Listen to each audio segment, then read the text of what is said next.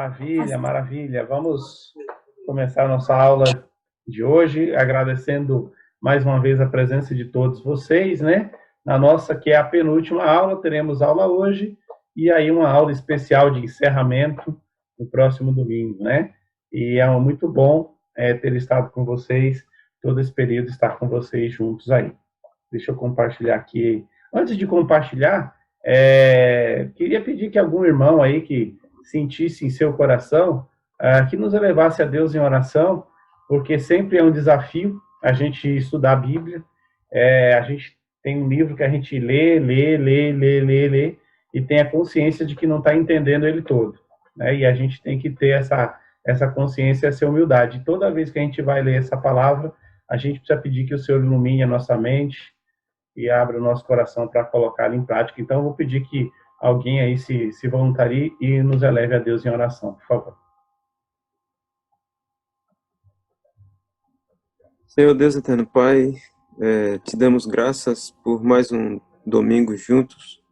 Obrigado pela palavra que ouvimos hoje pela manhã, através do Rogério. Obrigado pela oportunidade agora de poder aprender mais da tua palavra, do livro de Provérbios.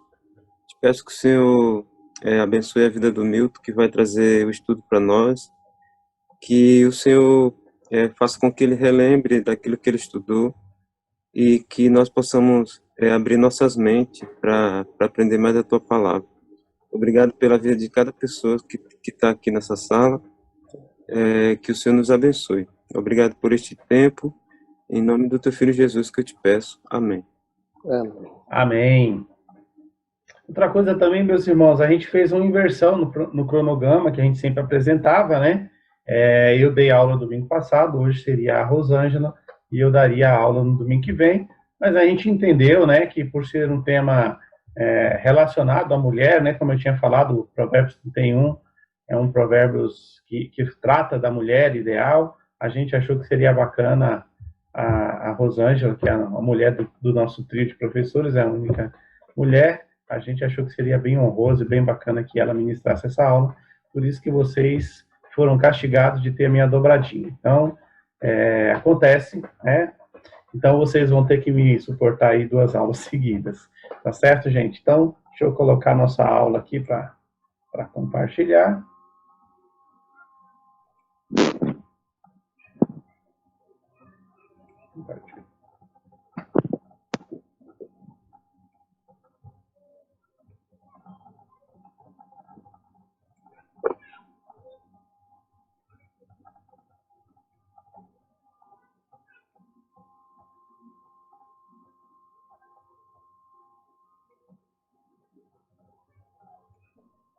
Então, é isso aí.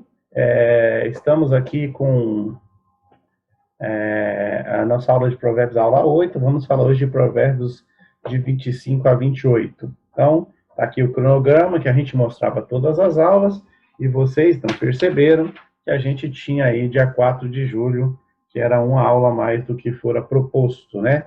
Mas eu acho que não tem problema nenhum, não sei vocês, mas eu estou gostando bastante do nosso estudo, então tá maravilhoso.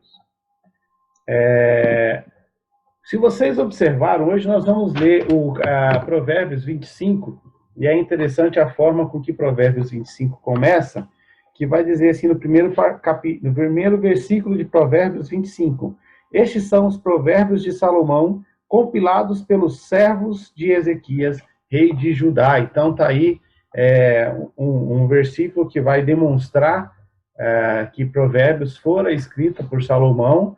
Eu não sei vocês, não sei como que vocês enxergam, existe uma tendência das pessoas duvidarem da autoria do livro de Provérbios a Salomão, né? Alguns vão questionar essa autoria, vai dizer que todos esses livros foram compilados muito tempo depois.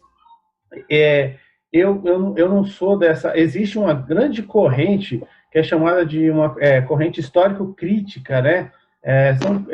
são teóricos que geralmente duvidam da autoria dos livros. Então, essa corrente duvida de que Moisés escreveu o Pentateuco. Então, por diversos motivos, eles colocam em xeque aí a autoria dos livros. Eu não creio assim. Creio sim que esse livro foi feito por Salomão, é escrito por Salomão, e aí eu coloco Salomão em até fonte maior, porque escreveu a maior parte dos provérbios, e nós temos alguns que são de Agur e Lemuel. Obviamente que nós estamos falando de compilação de um livro de sabedoria, né?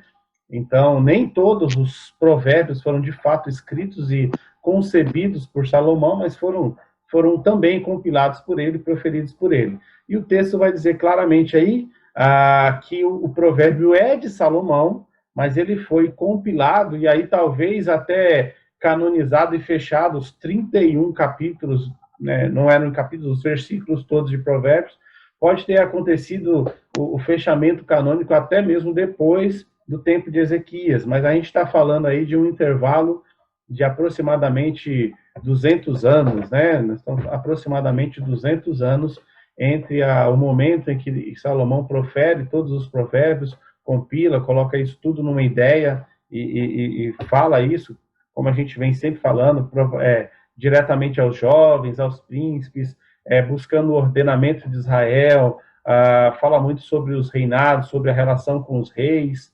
Então, isso aconteceu lá no tempo de Salomão, no tempo lá no reinado dele, mas provavelmente toda a compilação e o fechamento canônico aconteceu lá no reinado do rei Ezequias. Coloquei a foto de um escriba, que era um dos oficiais, provavelmente de Ezequias, que trabalharam na compilação. Eu não sei vocês, mas eu não costumo duvidar daquilo que a Bíblia fala com clareza, né?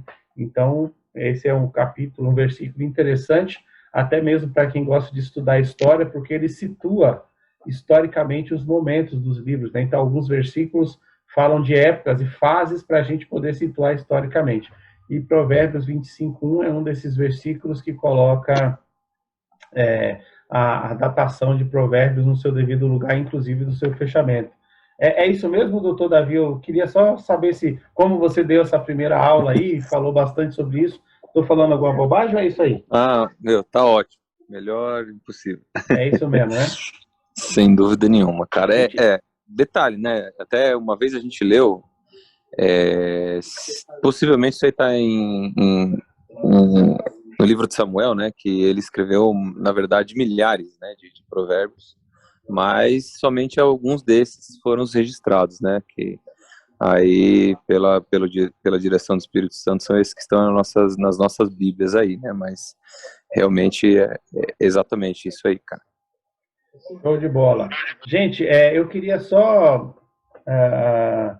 falar, eu não posso deixar, hoje é a última aula que eu dou aqui do livro de Provérbios, eu não sei vocês, mas eu achei uma viagem sensacional, né, estudar sobre esse livro, alguns conceitos, mas eu gosto sempre a gente não pode endeusar ninguém, nem achar que as pessoas são mais do que são, estão acima de tudo. É uma tendência dos dias de hoje, né?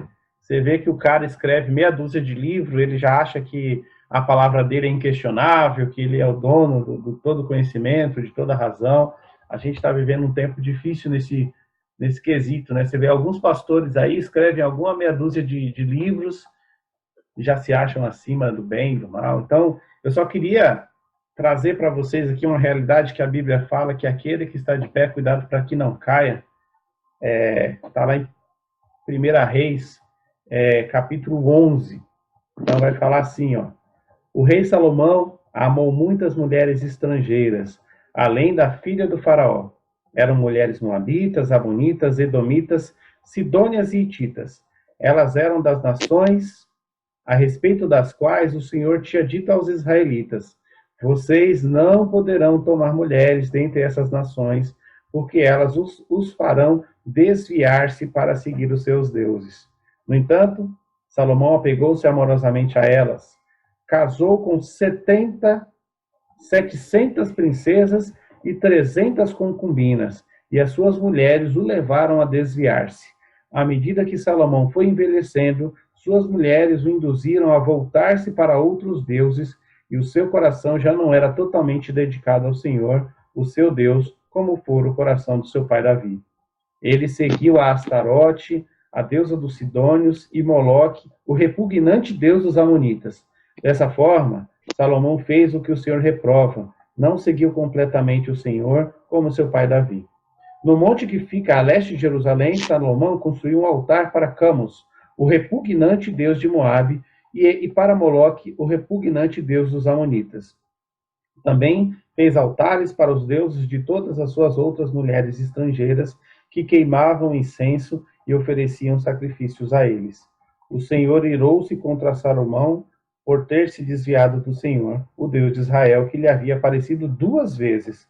Embora ele tivesse proibido Salomão de seguir outros deuses, Salomão não lhe obedeceu. Então o Senhor lhe disse: já que essa é a sua atitude, você não obedeceu à minha aliança e aos meus decretos, os quais eu ordenei a você, certamente tirarei você e o reino e o darei a um de seus servos. No entanto, por amor a Davi, seu pai, não farei isso enquanto você viver. Eu tirarei da mão do seu filho, mas não tirarei dele o reino inteiro. Eu lhe darei uma tribo por amor de Davi, meu servo, e por amor de Jerusalém, cidade que escolhi.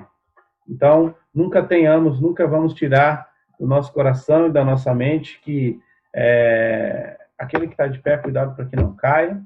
Salomão foi um grande homem de Deus, um homem sábio, mas pecou, caiu, desviou-se e tristemente não seguiu as próprias palavras que ele escreveu nesses provérbios, que foram provavelmente escritos antes disso tudo ter acontecido. Estamos todos sujeitos a isso, todos nós. Salomão foi um dos homens mais sábios que existiu na história, um dos homens que tinha muito conhecimento, mas isso não impediu de ter vacilado com a sua carne e ter deixado com que a carne o levasse e cometesse pecados absurdos que a gente nunca imaginaria que o autor desse livro tão maravilhoso que a gente está estudando cometeu tudo isso aqui que está escrito em 1 Reis, capítulo 11. Nunca tenhamos isso em mente, que o Senhor nos proteja, que todo esse conhecimento que a gente vem adquirindo, que é maravilhoso, mas que se torne uma fortaleza do nosso coração e que o Senhor não permita que isso venha a subir a nosso coração e a gente achar que tem muito conhecimento, sabe demais, e que isso possa, de repente, se voltar contra nós. Que Deus tenha misericórdia de nossas vidas, porque se o Salomão cometeu tudo isso, nós também podemos cair. Então, cuidado. Aquele que está de pé, cuidado para que não caia. Hoje nós vamos reviver aí uma sala que eu e o Davi já ministramos, que é a sala de controle da língua. Eu queria falar um pouquinho, bem pouquinho mesmo, um recorte bem rápido sobre a língua, né? Alguns dos provérbios de Salomão, eles dizem respeito ao relacionamento entre pessoas, relacionamento interpessoal, e com certeza a comunicação, a fala é muito importante nisso, né?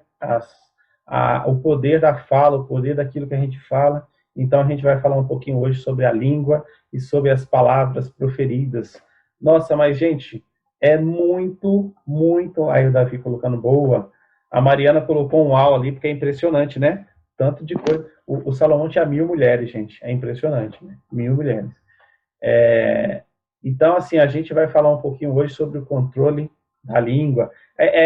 Muito... Quando eu fiz aqui o compilado de alguns versículos para dar em base lá nos grupos, mas, assim, é muito pouco. O Provérbios fala demais sobre o controle da língua. Demais, demais, demais, demais. Demais. E é importante. Demais. Se a gente...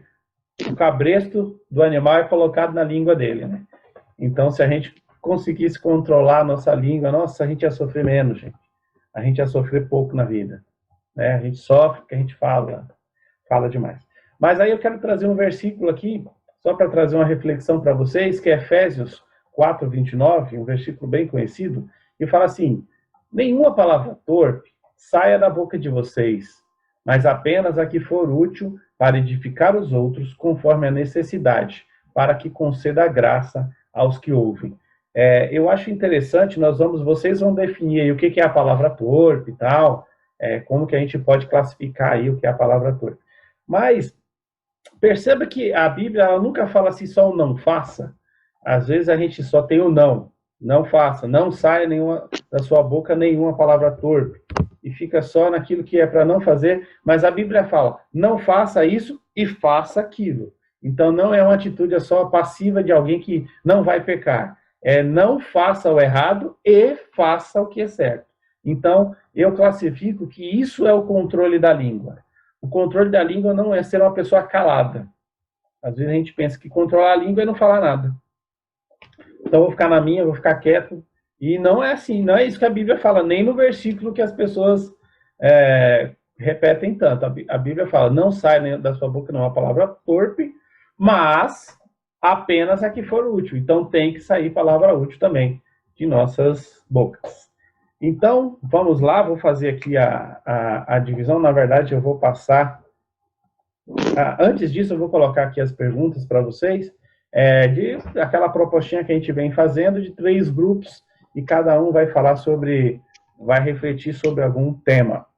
Eu vou ficar aqui com o primeiro, que vai falar sobre a palavra torpe, a palavra má. Então, esse grupo vai discutir assim, qualifiquem, ou seja, o que é a primeira consequência da palavra má e da palavra torpe. Então, o que é uma palavra má, o que é uma palavra torpe, e o que isso traz de ruim, né? Então, eu coloquei aqui alguns versículos base aí para a gente ler e definir, e uma pergunta provocadora aí para o grupo. A palavra má sempre é ruim, dura, ela é sempre desagradável? Né? Então, vão responder essa pergunta, né? A palavra torpe é sempre uma palavra desagradável? Não sei. O segundo grupo, que eu queria deixar aqui com a Rosângela, a palavra boa e gostosa de ouvir, a palavra suave, a palavra agradável, né? Então, qual a importância da boa palavra nos dias de hoje, de falar coisas agradáveis, coisas mais leves, coisas boas de se ouvir, né? Qual que é a necessidade, principalmente no ano de 2021, né? Qual a importância de nós, cristãos, termos boas palavras para falar, né? Como podemos ser proativos nas boas palavras, né? Falar de maneira, não só responder o que perguntam, mas como a gente pode falar, de fato, boas palavras. E aí tem alguns textos aí que vão servir de base sobre essas palavras. Olha aí a imagenzinha aqui, eu coloquei até do versículo 11 de Provérbios, do capítulo 25, né? Maçãs de ouro como é que fala? Aqui esqueci o nome aqui, bandeja, né? Bandejas de prata, né? Maçãs de ouro como bandeja de prata, é o versículo 11 aí, bem conhecido. E por fim, meu amigo Davi vai ficar com a palavra boa, mas que não parece que é boa. Tem palavra que é boa, mas nem sempre ela é agradável, ela é uma palavra que a gente quer ouvir, né? Então as palavras duras são geralmente bem aceitas, né? As pessoas gostam de ouvir essas palavras. E existe um momento certo para a repreensão? Como que é? Que hora que é a hora boa para a gente trazer uma palavra dura, né? Existe um momento certo? Não. Tem que falar, fala logo, fala na cara. Então, eu quero que vocês tracem essa reflexão aí. Vou tirar aqui o compartilhamento, que eu preciso entregar para a Rosângela o controle, que eu não aprendi esse negócio até hoje.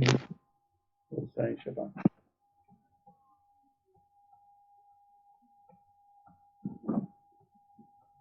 Foi, passei. Tá, só um minutinho, tá bom? Então, vamos dividir em 3 grupos, 15 minutos, tá bom? Vamos conversando aí enquanto eu formo aqui. Hein, pessoal? Não, acho que tá bom. 15 São minutos 2 tá bom, perguntas, né? Os textos. Não precisa colocar. Rápido, acho que dá. Não precisa se prender às 2 perguntas, né? Discutam aí, falem sobre o assunto. E aí, pode falar. Não precisa se prender nem aos textos que eu coloquei, nem às perguntas que eu coloquei. Olá, deu certo dessa vez? Deu certo, só o tempo, né? Deu certo. O tempo nunca chega, né? Só o tempo. 15 minutos, professor. Verdade, mas passa que a gente nem vê. É muito bom, hein? Muito bom. Muito bom. Dá vontade de ficar uns 40 minutos só discutindo, né? Verdade. Muito legal. Doutor Ricardo, Milton, a gente tinha que fazer a má também? é a má, é que a gente colocou na mesma categoria o torpe e o má, mas é tudo, a palavra que não presta. Viu, gente? Eu perdi. Tá bom. Aí deu problema no meu e não consegui voltar. Você voltou sim, que nós estamos te ouvindo. Você tá só com a câmera fechada aí, Márcio. Ô, Ricardo, vamos lá, pode começar, o Ricardo, a Isabel, podem tocar aí as nossas reflexões. Faltou tempo, né? Mas pode ir lá. Eu falo alguma coisinha, Ricardo, você fecha? Boa. Pode ser, pode falar, Bel.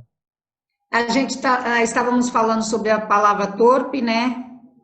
E a palavra má, mas nós falamos mais um pouquinho mais de a palavra torpe.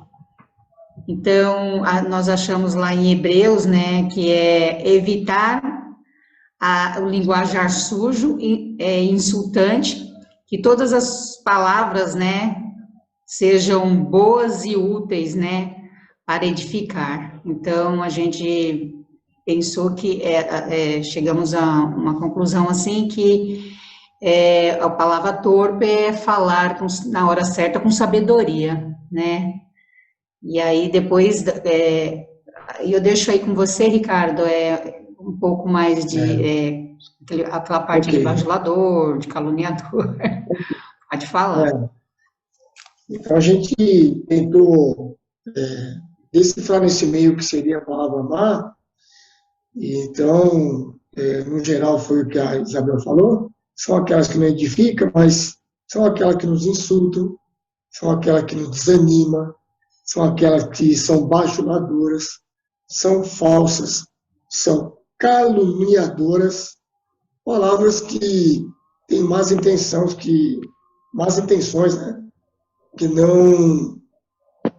Que a gente às vezes não quer, às vezes não, ninguém quer ouvir esse tipo de coisas. Até dei um exemplo para ele, que eu trabalho em academia, e eu trabalho desde as 6 horas da manhã, e às vezes chega um aluno batendo palma e fala, vamos trabalhar? É como se eu estivesse desde as 6 horas da manhã, às 10, sentado, olhando para o nada. E isso é desanimador, que você não tem ideia. A vontade nossa é de nem atender o cara, largar ele lá e ir no banheiro e falar, já venho já. E deixar o cara lá. Então, são palavras que são lançadas no momento em que, às vezes, não é no momento, não é naquele momento, ele vem até com um tom de brincadeira, mas não é uma brincadeira na hora que a gente aceita. Isso, eu acho que a palavra que desanima é a pior. O bajulador a gente conhece. Quando a pessoa te bajula e quer algo, você já sabe que ele está buscando algo. Então é o pior. O caluniador, então, acho que isso foi o que o grupo conversando, chegou aí a resposta. Foram todas essas aí. É isso aí. A gente falou também que, às vezes, a palavra que a gente classifica torpe só o palavrão, só aquela palavra suja, que é também, né? Mas muitas palavras torpes estão nos nossos lábios e a gente não percebe, né? São palavras que realmente ferem, a gente, às vezes, não acha que não tem nada a ver, mas tem, porque desanima, que pode afastar uma pessoa ali que é muito comum a gente ver palavra torpe, assim, a pessoa acabou de cometer um pecado, ela cometeu um pecado, ela está colhendo a consequência daquilo, a gente sabe, ela sabe também, está quebrantada, está ali destruída, porque sabe que está colhendo a consequência, aí chega alguém e despeja um caminhão de mais palavra dura para detonar a pessoa mais ainda, né? Então, a pessoa, e quem fala acha que está falando, né? Porque está falando até mesmo Bíblia, está até usando textos bíblicos, mas o momento não é mais oportuno, e aí acaba se tornando uma palavra que não traz edificação, que não traz ânimo. Então, é vigiar mesmo na língua, né? Vamos lá, grupo 2, é a Rosângela, né? Isso. Deixa eu só contribuir com esse grupo aí. A palavra acusadora, né? Aquele que acusa sempre. Então, essa aí é má. Muito má. Então, a gente tem que vigiar, porque às vezes a gente fala, mas eu não estou acusando, só estou alertando, né? Mas, na verdade, a gente está acusando. Ou o O fofoqueiro fala acusador assim, não sabe quem é. o fofoqueiro fala, não é fofoca, é só um comentário. Né? Só para você orar. Não é fofoca não, é só um comentário aqui e tal. Então tá, ó, o nosso grupo, o grupo 2, ficou com a palavra boa e suave, e a Priscila é nossa representante. Vamos Isso, lá. a gente chegou em várias conclusões aqui, eu anotei. A nossa primeira pergunta era qual é a importância da boa palavra nos dias de hoje? E aí a gente conversando, todo mundo deu sua opinião e a gente colocou assim, a palavra boa nos dias de hoje nos traz paz, alívio, levaria paz e alívio para quem fosse ouvir, né? E diante das dificuldades que a gente tem vivido hoje, sobre a pandemia, principalmente, as pessoas estão amarguradas, tem pessoas que perderam muitos entes da família, tem pessoas que ficaram sozinhas, né? E eu acho que essa palavra que é boa, que vem de Jesus, ela estabelece um alívio, um afago no coração, né? E quando ela é dita com amor, com carinho, principalmente para os filhos pequenos, né? Quando nós temos que corrigir. Se a gente grita com os filhos, provavelmente o grito não está ensinando nada, muito pelo contrário. O grito, geralmente, é uma falta de paciência do adulto, né? Então, a gente chega nessa conclusão de que o carinho, o afeto, o amor, a palavra branda, a palavra amorosa, nos tempos difíceis, ou na criação dos filhos, ou com qualquer outra pessoa adulta, é muito mais, muito mais recebida de maneira que a pessoa vai se modificar, ela vai querer ser assim também com o próximo, porque quando ela leva um xingamento, provavelmente, ainda que ela não responda, ela gostaria de responder, né? E quando a gente é corrigido de maneira suave, a gente às vezes para pensar, ainda que naquele momento, a princípio, a gente não aceite a correção, a palavra branda e suave é muito mais fácil de aceitar no coração, né? E a nossa segunda pergunta é como podemos ser proativos nas boas palavras? E aí a Rô explicou para a gente o que é proativo, né? Que é a proação, é antecipar uma ação, né? E o Naná deu um exemplo muito legal, ele foi generoso com a gente, que ele dividiu uma experiência que ele está vivendo no trabalho, que é bem interessante, onde alguém não está tendo boas atitudes, a pessoa anda reclamando, falando coisas desagradáveis, e ele tem se calado, tem se fechado, e ele sabe que ele precisa corrigir essa pessoa, e tem um momento certo para isso. Então, até ele falou, eu preciso pedir orientação para Deus para que eu perceba nesse momento que eu preciso corrigir esse meu colega de trabalho, e até para antecipar, né, que algo pior aconteça, né? E aí, com sabedoria que a gente tem que fazer isso, né, com delicadeza. Algumas pessoas precisam dessa correção, né? No agir com as palavras, dar bons conselhos de maneira que a pessoa se sinta acolhida e não julgada, porque, na verdade, ele faz isso porque não tem sabedoria, né? E é isso que o Naná precisa fazer com ele. E ele foi bem legal falando isso pra gente, né?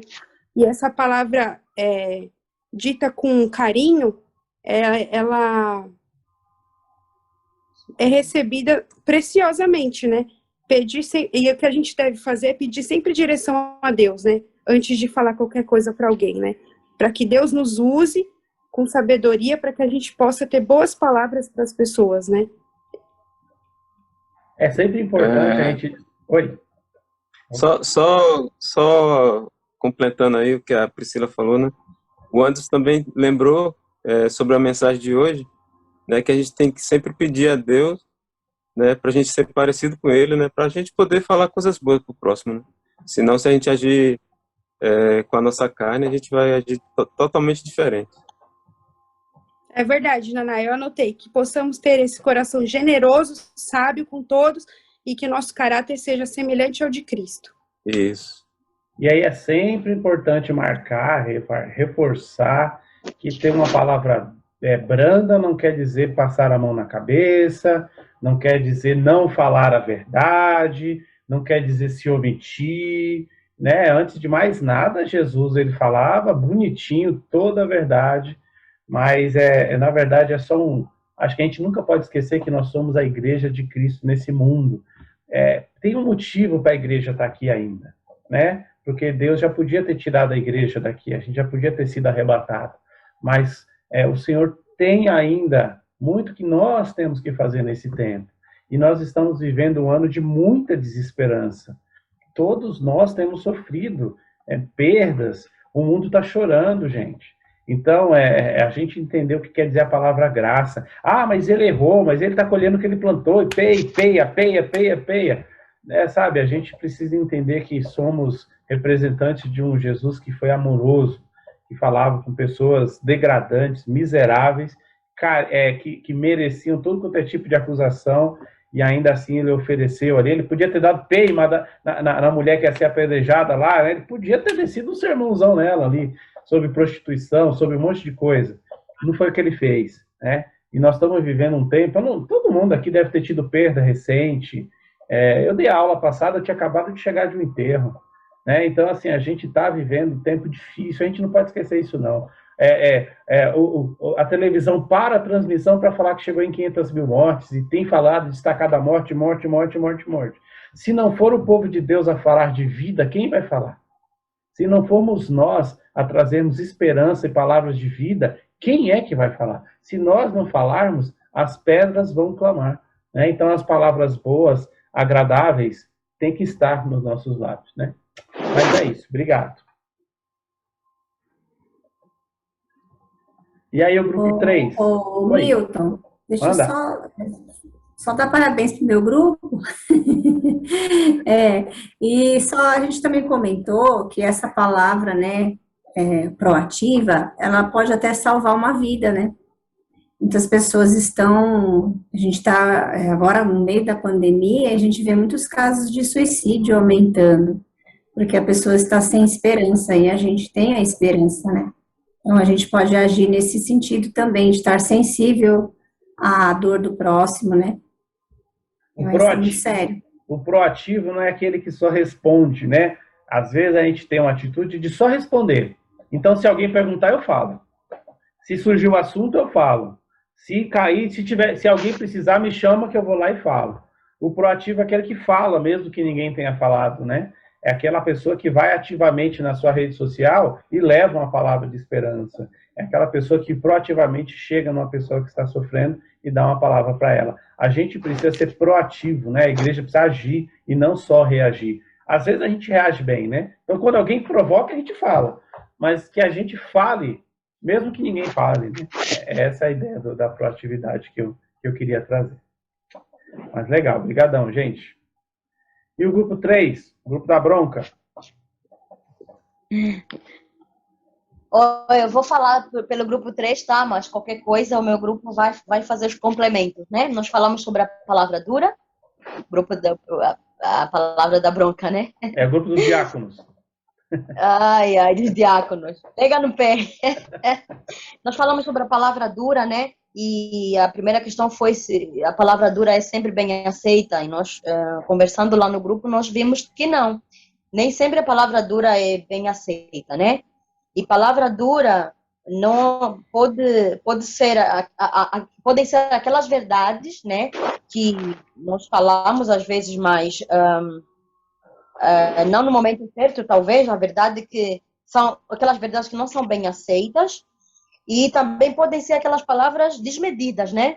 Às vezes o que a pessoa fez não precisa tanto aquele fuzuê, aquela palavra, mas aí a pessoa chega e fala, né? Então, palavras ditas com arrogância ou palavras desmedidas, né? Então, nem sempre elas são bem aceitas.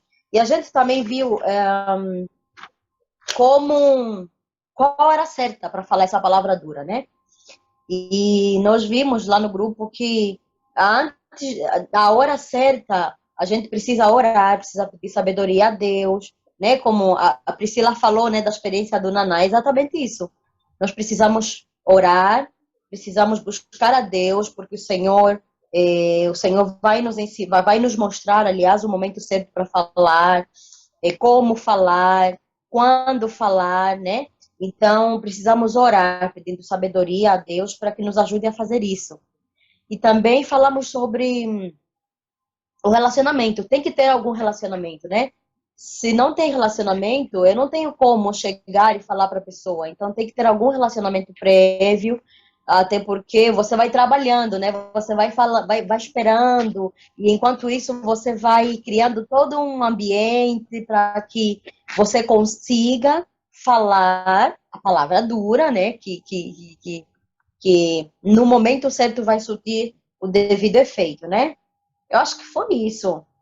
Alguma coisa que eu não falei? Grupo podem complementar?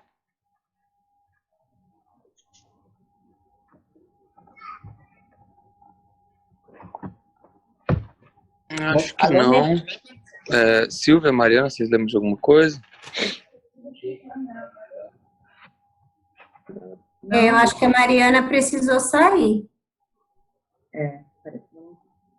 Mas foi bem resumido mesmo, a Samba colocou todos os pontos que nós falamos, né? E acreditamos que realmente é isso mesmo. Provérbios tem um texto clássico sobre isso, é um dos clássicos de Provérbios, que está lá no capítulo 27, versos 5 e 6, né? É um clássico. Melhor é a repreensão feita abertamente do que o amor oculto. Quem fere por amor mostra lealdade, mas o inimigo multiplica beijos. Trazendo todas as devidas proporções, entendendo, né? Eu vou ferir e vou falar que foi por amor. Então, fazendo toda a aplicação desse texto, trazendo mais para a gente entender que muitas vezes, normalmente, uma palavra dura é muito difícil ela ser aceita inicialmente. Às vezes a gente evita certas conversas, né? E aí é o uso indevido da língua também. Porque a língua que se omite, ela também não está sendo bem usada. Tem a língua que é rápida e ágil em falar e fazer o mal, mas tem a língua do bom, do correto, mas que fala assim, vou falar não, porque vai dar problema, a pessoa não vai gostar, vai ficar chateada. Então, é importante a gente marcar que o uso sábio e o controle correto da língua é aquela língua que é usada como ferramenta de Deus. Palavra dura não é palavra grossa, né? Então, a gente sempre tem que trazer isso muito a nossa... É amor expresso em palavra. Né? É amor expresso em palavra. É amor em ação. Mas palavra dura não é palavra grossa. Deixar de falar é deixar de amar. Né? Então, às vezes, eu não falo porque eu amo. Talvez você goste da pessoa, mas você não ame. Não ama. Porque quem ama, faz. Quem gosta, deixa de fazer. Mas só que quem ama, fala, olha, eu preciso de falar, é duro, tendo a consciência que, às vezes, isso não é bem aceito inicialmente. E aí eu queria propor, já para concluir, tem mais alguém que quer falar mais alguma coisa? Sim, eu queria mencionar, finalizando. Posso só dar um comentário aí ou não? Manda.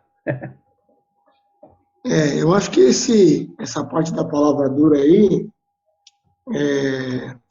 que nem o caso do Naná, ele está aí, um colega de trabalho, que ele está passando uns apertinhos com o rapaz. E aí, está orando, está pensando na hora de falar. Se ele não fala, ele está sendo oprimido. Se ele fala, ele está sendo duro. E aí ele fica naquele meio termo. Se ele demorar muito para falar, no dia que ele for falar, ele vai falar de um jeito que o cara não vai aceitar. É difícil também estar nessa situação aí. Prefiro dar logo uma madeirada. Dá logo uma madeirada de cara logo, fala, eu não gostei, e pronto, e aí, rapaz, tá errado isso aí. Já fala logo, se ele gostar, gostou. Se ele não gostar, antes ele ofendido do que oprimido. Poxa, você concorda comigo ou não? Eu vejo por aí. Falei, agora, eu aceito toda a palavra dura. Eu acho legal. E o Ricardo bota fogo no parquinho? Lógico, tem que botar fogo. Tem que mexer com isso aí. Porque, às vezes, você fica ouvindo, você não fala, você fica segurando tanto, na hora que você fala, você vai de uma forma errada. Uma coisa que a gente falou aqui, Ricardo, além, na questão da palavra dura, além de você conhecer o outro, isso tem que ser feito dentro de um ambiente ali de confiança e de, sabe, de respeito mútuo e coisas do gênero. Além de você, então, conhecer o outro para saber o momento correto de falar, você também precisa se conhecer. No sentido de, poxa, se eu falar agora, no auge da minha, sabe, da minha frustração com o caso, ou no auge da minha raiva, talvez eu não vá escolher as melhores palavras, entendeu? Por exemplo, e aí talvez seja melhor não falar naquele instante. Então, acho que não só conhecer o outro, estar também consciente do contexto, mas também ter a capacidade de fazer uma autoanálise e se conhecer, né? Eu acho que talvez seja aí a receita, que obviamente que não é fácil, mas talvez seja a receita aí para a gente conseguir identificar qual que é o momento mais propício de emitir uma palavra de repreensão ali. Quando você conhece o cara, tudo bem. Quando você não conhece, já mete uma chinela, né? Brincadeira. Falei só para botar fogo na brincadeirinha. Chinela. Vou deixar a Silvia falar. Vamos lá, Silvia. Complementa aí. Sim, o que veio aqui, que me remeteu à memória, é a questão que quando a gente se prepara para falar uma verdade, uma palavra, a gente precisa também fazer uma autoanálise, que há casos que é a gente que é a pessoa que precisa ouvir a palavra, né? E muitas vezes a palavra vem e a gente precisa ter a sabedoria de ouvir aquilo, às vezes na hora não aceita, mas ter essa sabedoria de trazer para Deus, né? Deus, essa palavra que veio para mim, não rebater, né? Ouvir aquilo e também se colocar no lugar da pessoa que precisa receber, né? A palavra para direcionamento, nesse sentido. Eu também me coloquei no lugar da pessoa que precisa ouvir isso, né?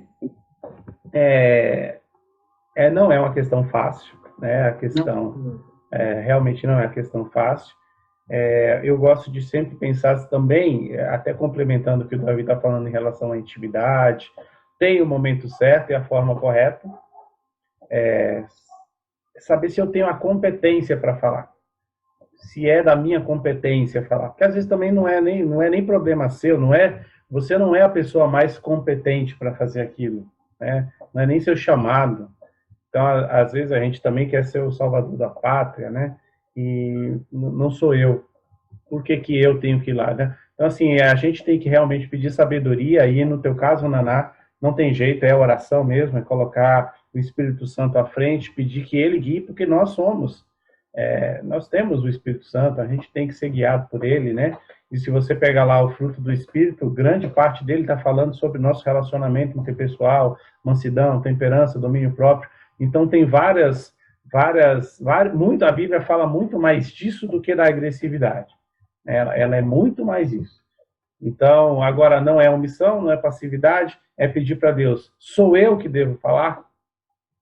O momento de falar e a forma de falar, né? Então, existem 3 coisas importantes. Eu mesmo devo falar, sou eu a pessoa correta, eu sou chamado por Deus, Deus está realmente me incomodando para que eu vá falar? Sim. Qual é o momento certo? Sim. E qual é a forma correta? Sim.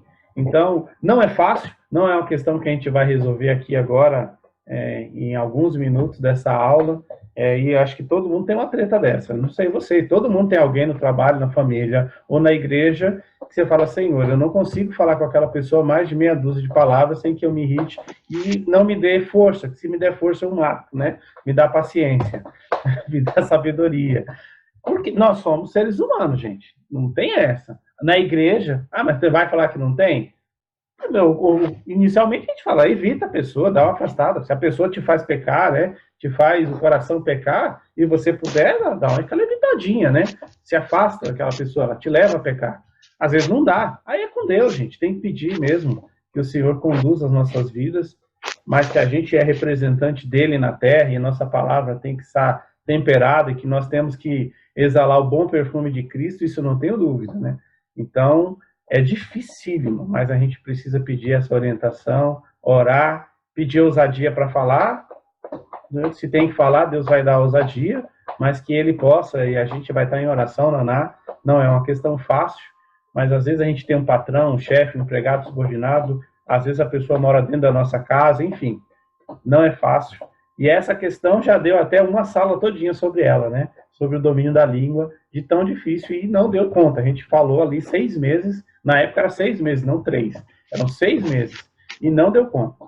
Então, realmente não é um texto fácil, não é uma coisa muito fácil de falar. Mais alguém? Naná, Deus já respondeu. É amanhã, hein? Chama esse homem amanhã, já fala que esse figura, que esse infeliz.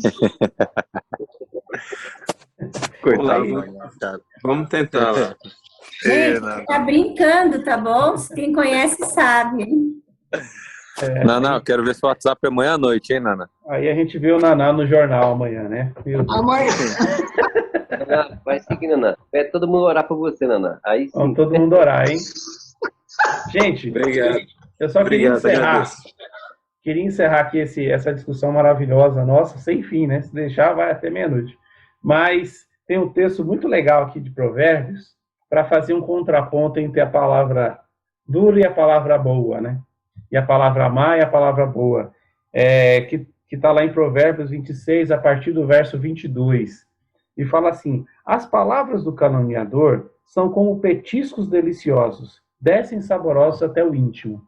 E, assim, às vezes a gente realmente, infelizmente, um bajulador pode estar perto da gente e ele fala coisas tão legais, tão gostosas de se ouvir, tão agradáveis, que, sim, se vacilar a gente não percebe, não, que ele está bajulando. Tá cheio de igreja assim, viu, gente? Lotada. Cheio de igreja lotada com isso. Palavras maravilhosas, maravilhosas mesmo, que estão enchendo aí, que estão levando a galera. Verso 23, como uma camada de esmalte sobre um vaso de barro, os lábios mentirosos podem ocultar um coração mau. Quem odeia disfarça suas intenções com os lábios, mas o coração abriga a falsidade. Embora a sua conversa seja mansa, olha que interessante, né? Embora a sua conversa seja mansa, não acredite nele, pois o seu coração está cheio de maldade. Então a gente tem que tomar cuidado. Nossa conversa também tem que ser mansa, mas não pode ser falsa. Que o Senhor possa proteger o nosso coração, porque muitas vezes nós chegamos diante de Deus com uma postura falsa. E não adianta, realmente não adianta, porque Deus nos vê. E às vezes a gente chega ali naquela oração e fala assim: Senhor, abençoe aquele irmão, mas no nosso coração a gente quer dar um soco na cara daquele irmão. Mas a gente está com palavras de bajulação falsas diante de Deus, aí não vai dar, né? Porque Deus sabe. Então é mais correto chegarmos diante do Senhor e falar: Senhor, tem misericórdia de mim, porque eu estou querendo arrancar o pescoço daquela pessoa. Me ajude, me dê sabedoria, me ajude nesse momento a lidar com essa situação. Mas nunca, Naná, seja falso, nem bajulador. Essa também não é a nossa atitude. Difícil, hein?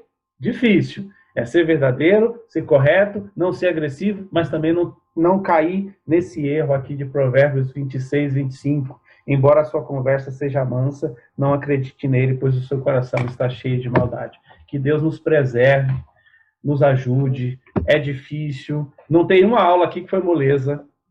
Não teve nenhuma aula aqui que você sai assim: ai, nossa, que fácil. E estamos chegando no fim. Queria agradecer. Essa é a minha última aula. Teremos ainda a aula domingo que vem com a Rosângela, mas essa é a minha última aula aqui à frente. Também eu vou estar ainda domingo que vem, mas queria agradecer demais essa turma maravilhosa, generosa. Que Deus abençoe cada um de vocês. Me desculpem, a gente que fala demais acaba falando que não deve, e é um dos pesos que a gente carrega quando está falando demais. Me perdoem se falei alguma coisa que não devia ter falado. Não foi minha intenção. Doutor Nós Davi, que agradecemos, Milton. imagina. Doutor Davi, abriu o microfone aí? Bora. Você ia falar alguma coisa? Não. Não, que você abriu o microfone. Gente, é isso aí. Grande abraço. Se alguém puder encerrar também com oração, vai ser muito bacana. E até domingo que vem. Eu posso orar? Claro, por favor. Mas eu quero dizer obrigada, Milton, tá? Davi, Rosângela, mais uma vez, né? Deus, vocês foram vasos nas mãos do Senhor para nos abençoar muito ao longo desses pouquíssimos 2 meses. E atiçaram em nós um desejo muito grande de continuar estudando Provérbios assim mais profundamente. Foi muito bom. Que o Senhor vos abençoe e retribua conforme sua vontade a cada um de vocês. E abençoe cada um de nós também, como alunos, né? Aprendemos demais. Nossa, muito, muito, muito. Obrigada. Vamos orar? Vamos.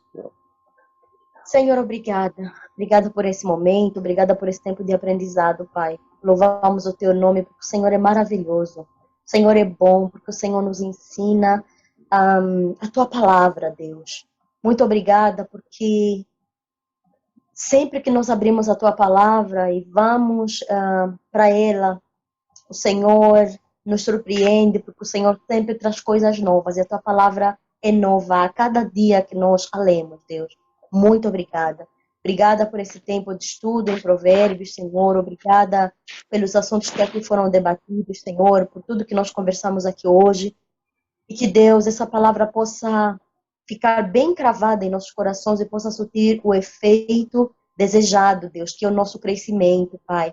Que nós possamos, ao longo das nossas vidas, no nosso dia a dia, ao longo da semana, no nosso trabalho, enfim, em qualquer lugar que cada um de nós estiver, nós possamos ter cuidado com a nossa língua, Pai. Sempre pensar que nós somos luz, somos sal, e nós precisamos falar palavras que exalam a tua vontade, que glorificam o teu nome, Senhor. Então pedimos que o Senhor nos ajude, Pai, a colocar em prática essa palavra que nós aprendemos, porque assim nos tornaremos a cada dia mais parecidos com o Senhor, vivendo e fazendo a tua vontade, Pai. Muito obrigada, Senhor. Queremos consagrar, Deus, em particular o Naná nas tuas mãos, que está passando por uma delicada lá no trabalho, tem que conversar com um colega de trabalho. Pai, pedimos que o Senhor lhe dê sabedoria, o Senhor lhe ajude, Senhor, a compreender o momento certo.